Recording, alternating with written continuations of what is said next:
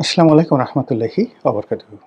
সম্মানিত দর্শক, মহা ধুমধামে আওয়ামী লীগের প্রতিষ্ঠা বার্ষিকী পালিত হলো ২৩শে জুন ২০২৬ সনে। আমার রাজনৈতিক বোধ এবং বুদ্ধি হওয়ার পর থেকে এরকম সশস্ত্র, এরকম রাজকীয় এবং এরকম আড়ম্বরপূর্ণ কোনো রাজনৈতিক দলের প্রতিষ্ঠা বার্ষিকী আমার নজরে পড়েনি। বাংলাদেশে একটা কথা আছে, যার বিয়ে তার খবর নেই, পাড়া প্রতিবেশীর ঘুম নেই। মানে যার বিয়ে হবে সে হয়তো পৃথিবীতে আসেনি, সে হয়তো বিদেশে আছে, সে হয়তো বাড়িতে নেই, কিন্তু সারা বাড়ির আশেপাশের যারা লোকজন রয়েছে তারা খুব আনন্দে উদ্বেলিত। কি বিয়ে, কেমন বিয়ে, পর কেমন, পাত্রী কেমন, পাত্র কেমন, খাওয়াবে কি, টেনশনে পুরো গ্রাম অস্থির। এরকম ঘটনা যখন ঘটে তখন যার বিয়ে তার খবর নেই, পাড়া প্রতিবেশীর ঘুম নেই। আমাদের রাজনীতির অঙ্গনে এই প্রবাদটি এই প্রথম ২০২৬ সনে এটি বাস্তবায়িত হলো। আমরা এটির মঞ্চায়ন দেখলাম এবং এটি খুব সুকৌশলে শেখ হাসিনা এবং তার দল জামাতের উপরে, রাষ্ট্রের উপরে, বিএনপির উপরে এমনভাবে চাপিয়ে দিল, আর বিএনপি এটাকে জামাতের উপর এমনভাবে চাপিয়ে দিল, যার ফলে বাংলাদেশের ইতিহাসে সবচেয়ে বড় একটি প্রহসনের নাটক হয়ে গেল রাজনীতির অঙ্গনে। আপনারা মাইকেল মধুসূদনের দত্তের যে বিখ্যাত প্রহসন নাটক বুড়ো শালিকের ঘাড়ে রো, একটু গুগলে দেখে নেবেন খুব সংক্ষেপে যে এটার কাহিনী কি, অথবা প্রহসন কাকে বলে। আমরা সাধারণত প্রহসন বলতে যেটিকে বুঝাই, এটা প্রতারণা নয়, খুব কৌশল করে বিনা পয়সায়, বিনা ওজরে আপনার কাঙ্ক্ষিত একটা জিনিস আপনি করে নিলেন, এটিকে বলা হয় প্রহসন। যেমন ধরুন, কোনো কুলবধূ আপনার খুব পছন্দ, আপনি তাকে পটালেন, বাঁশি বাজালেন, অসময়ে বাঁশি বাজায় কেড়ে পরাণ আমার বাইরম বাইরম করে।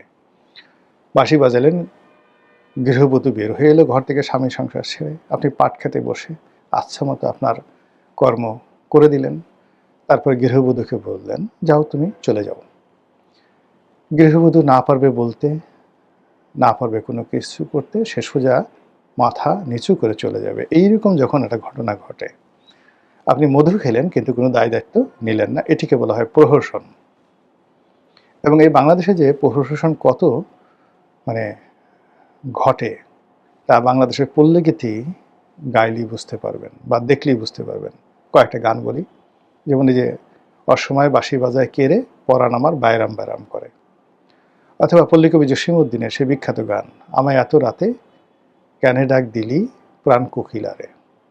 এসব সবই প্রহসনমূলক অবস্থা, পরকীয়া এবং প্রহসন।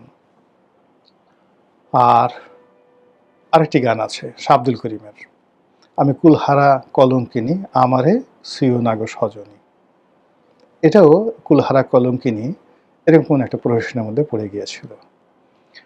ঠিক এবারের এই ঘটনায়, ২৩শে জুনের এই ঘটনায় আওয়ামী লীগ যে চাল চেলেছে, যে প্রহসনের নাটক সাজিয়েছে, সেই প্রহসনের নাটকে বহু মানুষ, সরি ফর মাই ল্যাঙ্গুয়েজ, বহু মানুষ, একটা শব্দ আছে না চয়কারে চো, এটা বাদ দেন, চয়কারের পরে না হয়ে গেছে, ঢ্যাস না, চয়কারে চো ঢ্যাস নয়কারে না, বহু মানুষকে এভাবে বানিয়ে দেওয়া হয়েছে। ২৩শে জুন বাংলাদেশে বিরাট কিছু একটা হয়ে যাবে, ব্যাপকভাবে প্রচার করা হলো দিল্লি থেকে, কলকাতা থেকে, লন্ডন থেকে। হালকা করে কিছু টাকা খরচ করা হলো, ২-৪টে মিছিল করা হলো, অনলি ২-৪টে মিছিল, বলা হলো ৭০টা জায়গায় মিছিল হয়েছে।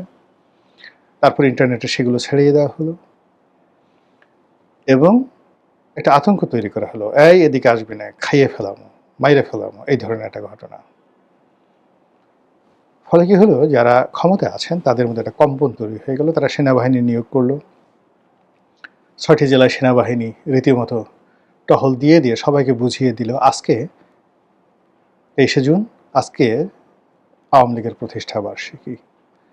এবং এই যে সেনাবাহিনী যে টহল দিয়েছে ৬টি জেলাতে, কত হাজার সেনাবাহিনী টহল দিয়েছে এবং রাষ্ট্রের কত শত কোটি টাকা খরচ গেছে। এখানে নর্মাল কোটি না, এই ৬টি জেলাতে সেনাবাহিনীর টহল দিতে শত শত কোটি টাকা খরচ গেছে।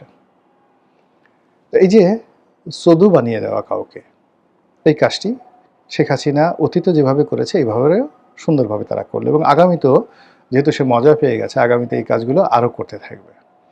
আর একবার, দুইবার, তিনবার, চারবার, পাঁচবার করতে গিয়ে যখনই আপনি একবার ফেল করবেন যে না, এটা বিশ্বাস করা যায় না, বোধহয় কিছুই করবে না, সেই দিনই টুস করে অকামটা করে ফেলবে। এটাই হলো রাজনীতির প্রহসন। এবং ঠিক সেম কাজটি হুমায়ুনের সাথে, সম্রাট হুমায়ুনের সাথে শেরশাহ করেছেন। ধোঁকা দিয়েছেন, বারবার ধোঁকা দিয়েছেন, বারবার প্রহসন করেছেন। একটা সময় যখন হুমায়ুনকে ধরে নিল যে বদমাশ আর আমাকে কিছুই করবে না, সে তখন আনন্দ আয়েস শুরু করলো, খাওয়া দাওয়া শুরু করলো, নাচো গান বাইজি, এর মধ্যে এসে হঠাৎ করে ঝটিকা আক্রমণ। এবং সেই আক্রমণে বিশ্বাস করেন হুমায়ুন তলোয়ার দূরের কথা, গায়ে জামা কাপড় পরারও সময় পায় নাই। ওই অবস্থাতে সে লাফ দিয়ে নদীতে পড়ছে, ডুবে মরে যাচ্ছিল। এক ভিস্তিওয়ালা তাকে একটা ভিস্তি দিয়ে, পানির মশক দিয়ে বাঁচালো তাকে।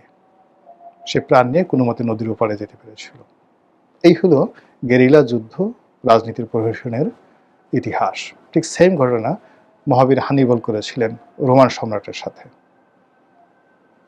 তো এই যে প্রহসনটা ঘটল রাজনীতিতে, সেনাবাহিনী একইভাবে বিএনপির ঘুম হারাম করে দিল। তারেক রহমান সাহেব দেশের বাইরে, নর্মালি দেশে থাকলে তিনি কি করতেন পরের ব্যাপার, কিন্তু তার অবর্তমানে যারা দল চালান তাদের মাথা খারাপ হয়ে গেল।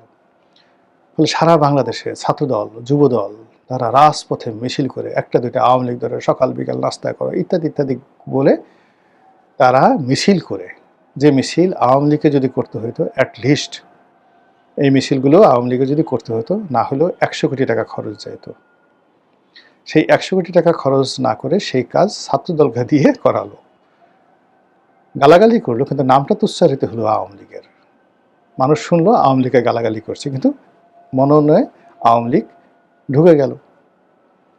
তারপর আওয়ামী লীগের প্রতিষ্ঠা বার্ষিকী মানুষ জেনে গেল। ২৩শে জুন আওয়ামী লীগের প্রতিষ্ঠা বার্ষিকী বহু মানুষ, ৯৯% মানুষেরই জানা নেই। এখন যারা রাজনীতি সচেতন তাদের ১০০% মানুষই কিন্তু এটা এখন জানে যে ২৩শে জুন আওয়ামী লীগের সমাবেশ। এরপরে যেটা করা হলো, সবচেয়ে বেশি এখানে যাকে বলা হয় ক্ষতিগ্রস্ত হয়েছে জামাত। জামাত খুব ভয় পেয়ে গেল যে আসলে যদি এই ঘটনা হয় তাদের তো ইজ্জত থাকবে না। এবং জামাত এখানে কুলহারা কলমকানী হিসেবে ২ কুল হারালো। তারা সদল বলে বিএনপির সাথে প্রতিযোগিতা করে রাস্তায় নামলো যে যদি আওয়ামী লীগ চলে আসে তাহলে প্রথম ডলারটা দেবে জামাতকে, কাজেই আওয়ামী লীগকে আর বাড়তে দেওয়া যাবে না। ২ নম্বর হলো যে তারা এই রাগ নিয়ে, ক্রোধ নিয়ে, যেটা যুদ্ধংদেহী মনোভাব নিয়ে ৩২ নম্বরে গেল, গিয়ে দেখলো আওয়ামী লীগের একটা কোনো মশা নাই, মাসি নাই, তেলাপোকা নেই, কিচ্ছু নেই। তখন তারা রাগ হয়ে গেল। এটা কোনো কথা হলো? এটা কী ধরনের কাজ হলো? তখন আবার সাংবাদিকরা তাদেরকে বিভিন্ন রকম প্রশ্ন করা শুরু করলো। এই প্রশ্নে তারা মেজাজ হারিয়ে তারা করলো কি, সাংবাদিকদেরকে বেদম প্রহার করলো।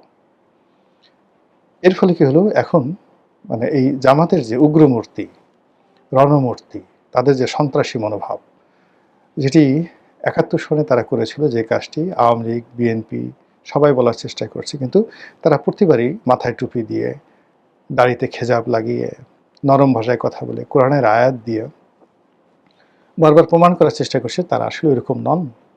কিন্তু এবার এই ৩২ নম্বরে সেটা প্রমাণ হয়ে গেল।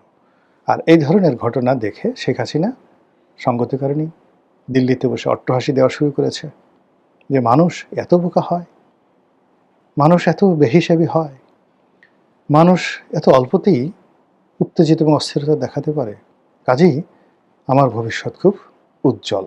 এই কথা যদি সে তার ডায়েরিতে লিখে রাখে,